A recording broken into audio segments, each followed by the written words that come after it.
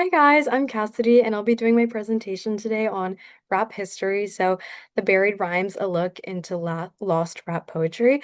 I chose this topic because obviously rap has a lot to do with English, with rhyme, with figurative language, and also along the theme of our course, recovery, there's a lot about rap history that oftentimes get overlooked. I think it would also be a fun unit for students because they often like hear poetry and kind of get disengaged, but poetry also has a lot of heavy influence on rap, obviously. I think it's always fun for them to listen to something modern and kind of associate that in an English classroom.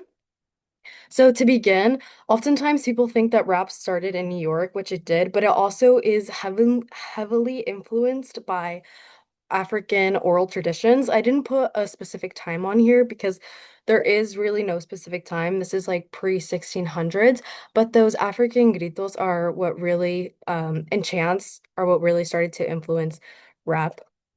So if we start looking at 1920s, the blues were very popular among this time, and this is like where the seeds of like modern rap kind of started. So,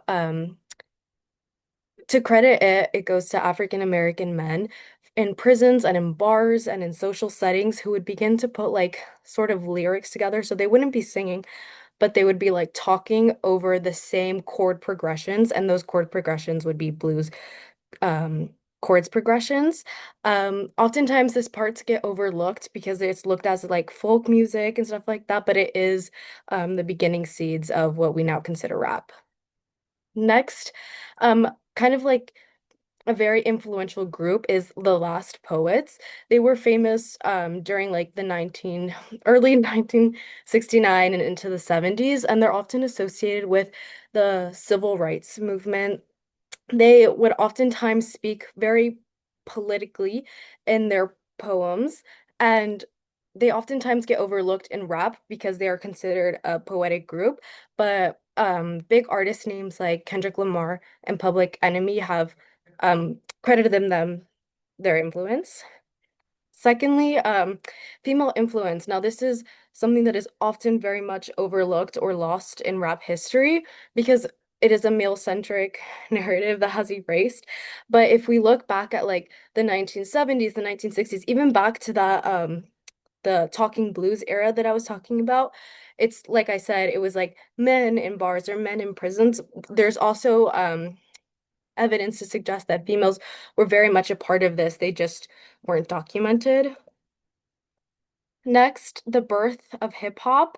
This um this is in New York, so this is why we credit it so much to New York. And um DJ Cool Herc had a party. So emceeing is often associated with rap. It's when you like speak originally it started when you speak over whoever is singing or rapping to engage the crowd. So DJ Cool Herc is credited to his back to school party where he invented the breakbeat technique.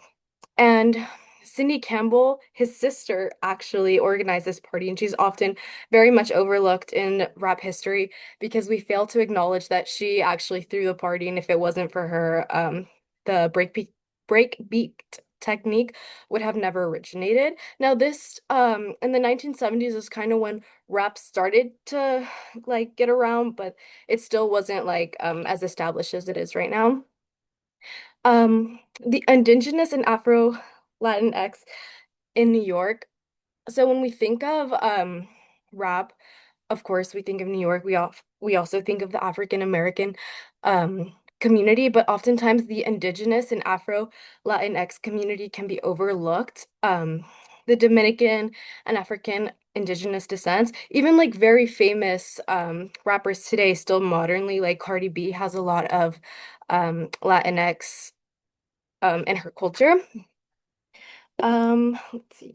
So lastly, I just wanted to add the Southern pioneers because when we think of rap, we think we don't often think of the South. But there were groups, deep Southern groups before South went mainstream. And looking back on history, it's often not associated with rap, even though it is.